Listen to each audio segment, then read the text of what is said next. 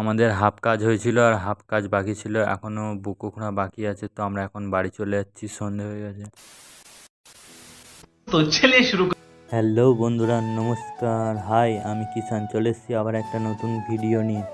তো আমরা প্রায় 3টে সাড়ে 3টের দিকে আমরা মাঠে এসেছি, আর আমাদের বুকোখোঁড়া ছিল। তো এখন নাগল দিয়ে বাবার ফার্স্টে টেনে নিয়েছে, তারপর বাবা এখন মেন ড্রেন টানছে, তারপর আমি আর মা এখন হুমকো টানবো তলাকানি।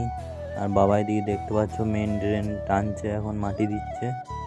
তো এই মাটি তো অনেকক্ষণ ধরে হুমকো টানার পর তো আমার কোমরে প্রচণ্ড ব্যথা করছিল, তাই একটু দাঁড়িয়েছিলাম বন্ধুরা। আর কোমরে প্রচণ্ড লাগছিল, কারণ এমনিতে আমি অনেক লম্বা আর হেঁটে হয়ে কাজ করতে হচ্ছিলো।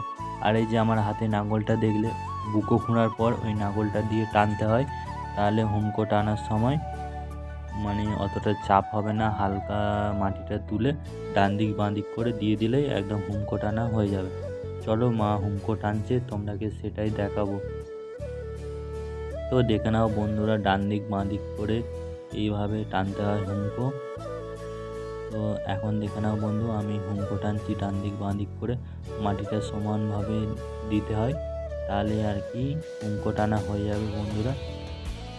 তো ডান দিক বাঁ দিক করে দিয়ে দিচ্ছি, কেমন হলে জানি না, তোমরা কমেন্টে বলবে আমি ঠিকঠাক কাজ করতে পারছি কি পারছি না।